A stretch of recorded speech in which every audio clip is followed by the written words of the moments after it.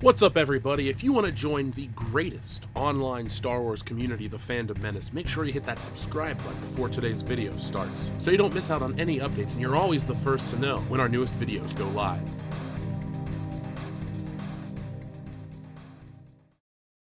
The following is a world-class Bullshitters exclusive. Welcome to part 3 of our MCU saga, The Marvel Problem. If you're one of the thousands who've joined the channel since part 1, welcome and thank you. And make sure you check out the other 2 parts for better context in regards to this video. The MCU is the greatest cinematic experiment in history. Period. No matter if you love it or hate it, it's been a huge hit. Conversely, no matter if you love it or hate it, it's over. Spiritually, the MCU has ended with the death of Iron Man. Almost daily, we're bombarded with articles proclaiming the MCU has a brighter future than it has a present, and that diversity will save the MCU. First off, no, and secondly, no. Initially, I wanted to cover Robert Downey Jr. being used to sell the Black Widow film and how Ironheart is a crap character with no justifications for existing. But then our old friend Captain Marvel popped back up in the news, and I felt like this was the perfect time to cover an issue that may affect the Walt Disney Company moving forward. Captain Marvel has been the hottest topic ever on this channel. You may think, but Jeff, what about Star Wars? Well, yes, Star Wars was huge for us, but we got 1 million views on a Captain Marvel video in 4 days. That was a new lap record. The mere mention of Captain Marvel or Brie Larson garnered an instant 100,000 views, no matter the channel size. While most were focusing on the comments that belittled the majority of the MCU fanbase, here on this channel we were focused on the quality of the film, and behind the scenes, wondering about the discrepancy in tickets and non-attendance. We'll get into that ticketing issue a little later on, because it's getting heated with lawsuits and fraud accusations. But for a moment, let's get caught up on the current Captain Marvel news. There's a rumor going around, and as always on this channel, I stress a rumor, that Disney is losing confidence in Captain Marvel as a viable replacement as lead of the MCU. Well, Disney, welcome to the real world where everybody has been saying the same damn thing for months. It's funny how these companies work. They force something down your throat, attack you if you question it, and then slowly backtrack when the chips are down. Let's jump over to Epic Stream for the story. Disney might be losing confidence in Brie Larson as Captain Marvel. Brie Larson may be set to appear in more Marvel Cinematic Universe films, but it looks like Disney is no longer confident about the Academy Award winner's future projects. A new report claims that the House of Mouse is already reconsidering pushing forward with Captain Marvel's role in the MCU. The surprising revelation comes from YouTube channel Overlord DVD, Hail Doomcock, where they claim that Disney was actually planning to use Spider-Man to make Larson's Carol Danvers more likable. Unfortunately, with Spidey being taken back by Sony, the plans are falling apart. Disney is having Brie Larson fatigue, and they have lost confidence in her and the direction they are moving with Captain Marvel, they said. That's Doomcock's voice. Marvel had plans for Captain Marvel, but those plans were utterly derailed by the loss of Spider-Man to Sony. They go on to state that Disney is Stuck with a rigid, unlikable hero with no personality that they have plans to continue with.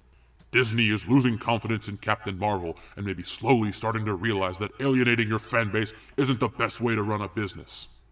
It's a bold claim, considering that Larson is still signed on for 5 more movies with Marvel Studios, although there is a possibility that Disney wanted to team Captain Marvel up with Spider-Man. The whole Brie Larson fatigue has not yet been confirmed. With that in mind, it's best to take this with a grain of salt. Now again, this is just a rumor, but let's play the hypothetical game where the points don't matter and we act like this could happen. If Disney has in fact lost faith in Captain Marvel as a viable MCU lead, then they're finally awake. It's kind of bizarre how they were pushing and thrusting this crap at us like, buy it or die. I hadn't seen a company pull that card since, well, Disney themselves after Star Wars dove into the commode, or the toilet for the layperson. You know, it's funny. There are a lot of parallels between Captain Marvel and Disney Star Wars. Yes, they made money, but they caused a rift in the fandom and failed miserably in the toy aisle. When it comes to Star Wars toys, I always have footage to show, and thankfully, I have some for Captain Marvel crap too. Monkeys, hit the music! So this footage comes from our good friend Salvador. You can see he's at his local Target, and there's a plethora of Marvel Legends figures. A lot of wasps, but that's not why we're here. There she is, the main event, Captain Marvel. And if you look closely, that little yellow tag means Captain Marvel's on clearance. Half price, and people still weren't buying it. Oh well, but the movie's great, they say. Over here, again, on clearance, we have Captain Marvel the doll. Doesn't look like little girls want the role-play stuff either, or the doll. It's funny, you market a film at a female audience that just doesn't buy it. You market it at a male audience that just doesn't buy it. As you can see, these things are marked down to $9 from $12.88, which is still $9 too much in my opinion. Thankfully, there's only one shelf. Oh wait, they're stacked at the top as well. You can never say Target is out of anything. Or is this a Walmart? This might be Walmart, I'm wrong. Over here, we have more clearance, more Captain Marvel. What a surprise! No, it's not a surprise. This was just as expected. Now this is some footage I shot on my own, and as you can see here, we have a giant display of Disney clearance. In some footage I shot more recently, you'll still find a lot of Disney clearance. It's like they flooded the market and people just didn't buy or care. Again, more Incredibles stuff. This isn't a dig at The Incredibles. I think the first one's a great film. Best Fantastic Four film we ever got. But nobody's buying the Disney stuff right now. Now, I show these because these are the Marvel Rising dolls, and you get Squirrel Girl, and she's on clearance as well. Only at Target. Well, it'll remain only at Target because it's not going home with anybody. But here we have Daisy Johnson, Marvel's Quake, which I don't know that character, and America Chavez, a character most people don't know or give a damn about because she's a dumb character. But hey, she's going to replace Spider-Man because of reasons people say on the internet. Now here we go, we have more traditional Marvel Legends stuff, and this is a very nicely stocked section. Now you have all kinds of stuff, but you still have Captain Marvel. People still weren't picking her up, and, rightly so. We always jokingly call Rey the face of a dying franchise. Well, this is the smug face of a misstep of epic proportions. So that was nice and reassuring that Captain Marvel didn't catch on with the kids. What I'm not so sure about is the billion-dollar number for Captain Marvel ticket sales. A few months back, anytime you mentioned that Captain Marvel tickets even smelled a bit like Brie Larson, you were met with the claim that you were a conspiracy theorist, or the dreaded sexist claim. By the way, that accusation has lost all of its flavor, like old gum or MTV. To catch you up, let's go back to the beginning of the year and see what actually went on. So you can see that sweetening the numbers is a real practice in entertainment, and it's no secret. If a company as public as Sprint and a figure like Jay-Z can do it, anyone can. And with all the companies Disney owns, anything is possible. If we can go back to one of our earlier Captain Marvel videos, we discussed the free Captain Marvel tickets with a $50 purchase at American Eagle Outfitters. You didn't even have to ask, you just automatically received them. The promotion was run through Fandango, which is the same company that owns Rotten Tomatoes, which is the genesis of all this controversy. Someone, Fandango, had to pre-buy those tickets, which adds on to the opening box office and can account for the empty seats. If people never claimed their seats, Disney still got paid, which is the bottom line in all of this. There was also the story about how fans couldn't get refunds for Captain Marvel. Coincidence? If we can go back to late 2017, we find one of Disney's many strong-arm tactics at play. Remember the Last Jedi theater requirements? They were a bit steep and angered a lot of small business owners, the same ones big corporations would like to make disappear. Business Insider had this to say: movie theaters can now show The Last Jedi only if they agree that Disney gets 65% of ticket sale revenue, which is the largest cut a studio has ever asked for from theaters. They also had to show the movie in their largest auditoriums for at least a week. Ignoring these terms would lead to Disney charging the theater an additional 5%, so that means Disney would take 70% of the sales. It all gets murkier the more you look at Captain Marvel's swirl of hype, and Disney doesn't want that to hurt the Avengers, so they're changing the narrative with distractions. So even as early as March, the numbers didn't add up. There was a level of confusion associated with this film that hadn't been seen in the MCU. Again, we were called all sorts of terrible things for even thinking that Disney may have pulled something funky. But one thing they didn't call us was right. About a month ago, news that Disney's finances weren't on the up and up came out, and due to the fact that I was hospitalized, and no, I can't blame Disney no matter how much I'd like to, I wasn't able to cover this story. Disney whistleblower told SEC that the company inflated revenue for years. A former Walt Disney accountant says she has filed a series of whistleblower tips with the Securities and Exchange Commission, alleging the company has materially overstated revenue for years. Sandra Kuba, formerly a senior financial analyst in Disney's revenue operating department who worked for the company for 18 years, alleges that employees working in the parks and resorts business segment systematically overstated revenue by billions of dollars by exploiting weaknesses in the company's accounting software. Kuba said she has met with officials from the SEC on several occasions to discuss allegations. A spokeswoman for the SEC declined to comment. A Disney spokesperson said the company had reviewed the whistleblower's claims and found that they were utterly without merit. Cuba's whistleblower filings, which have been reviewed by MarketWatch, outline several ways employees allegedly boosted revenue, including recording fictitious revenue for complimentary golf rounds for free guest promotions. Another alleged action Cuba described in her SEC filing involved recording revenue for $500 gift cards at their face value even when guests paid a discounted rate of $395. Cuba also alleged that employees sometimes recorded revenue twice for gift cards, both when guests bought the gift card and when it was used at a resort. Sometimes revenue was recorded even though a gift card was given to a guest for free following a customer complaint, for instance, according to the whistleblower's allegations. Cuba's filings allege that flaws in the accounting software made the manipulation difficult to trace, though the consequence could be significant. In just one financial year, 2008 to 2009, Disney's annual revenue could have been overstated by as much as $6 billion, the filings allege. The Parks and Resorts business segment reported the revenue of $10.6 billion in 2009, according to its annual filing reports with the SEC. Cuba told MarketWatch she first reported the alleged revenue recognition issues to management in 2013 and said no one responded to her at the time. She said that escalated her concerns to a more senior executive in 2016, that Disney's corporate audit group contacted her once in November of 2016, but never followed up. She said she brought her concerns to the SEC in August of 2017. She was fired from Disney a month later. So that's a lot to digest, and to the ardent Disney defenders, it's just not enough to go on. They'll say it's just an accusation with no merit. Well, the story doesn't end there.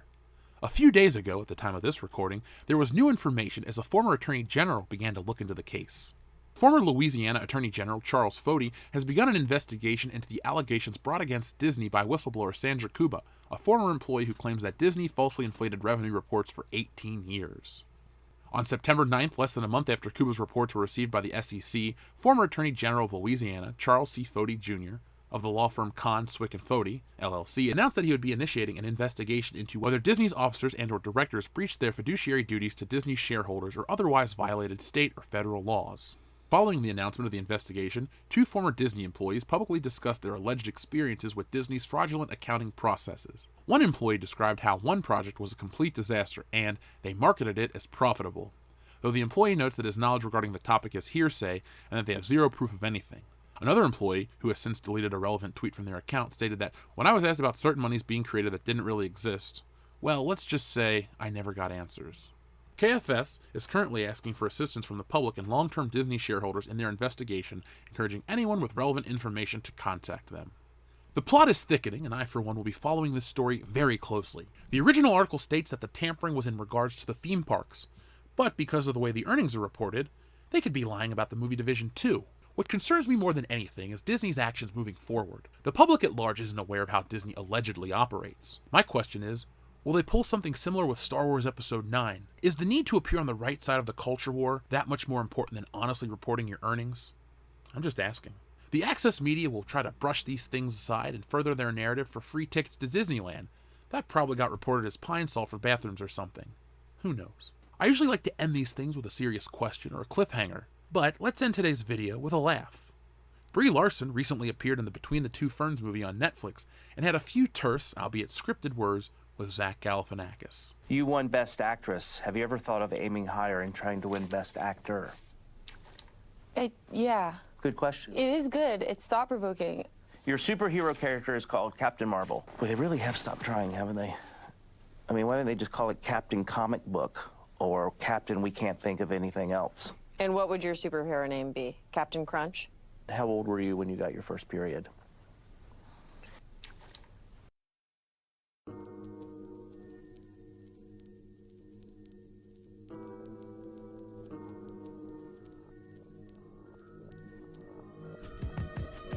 So what do you think about Disney possibly losing interest in Captain Marvel? I shouldn't say interest, I should say faith. Faith is a lot stronger than interest.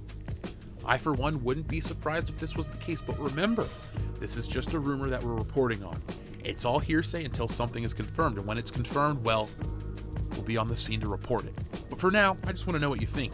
Would you like this to be true? Do you think it's true? Whatever your answer is, let me know in the comments below. Or, let me know how you guys feel about the Disney filing. I'm not really the biggest financial guy in the world. I like money. I have some of it. I keep it in a jar on my refrigerator. Bonus points if you can tell me what movie that's from.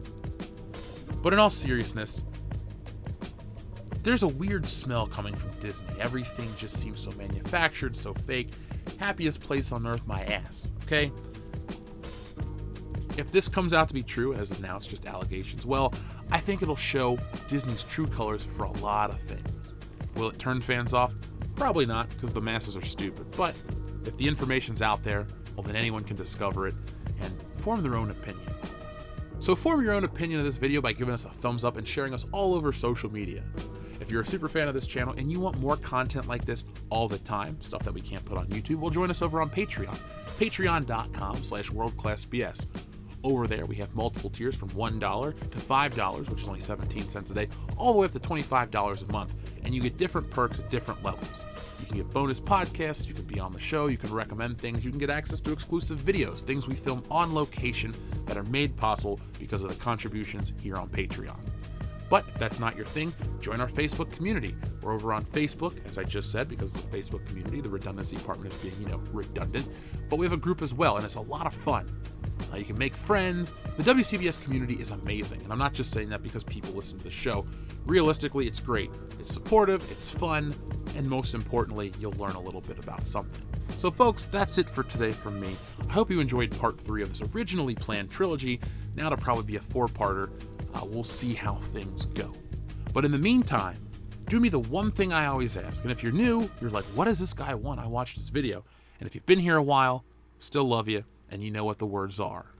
Go out into the world and be excellent to each other.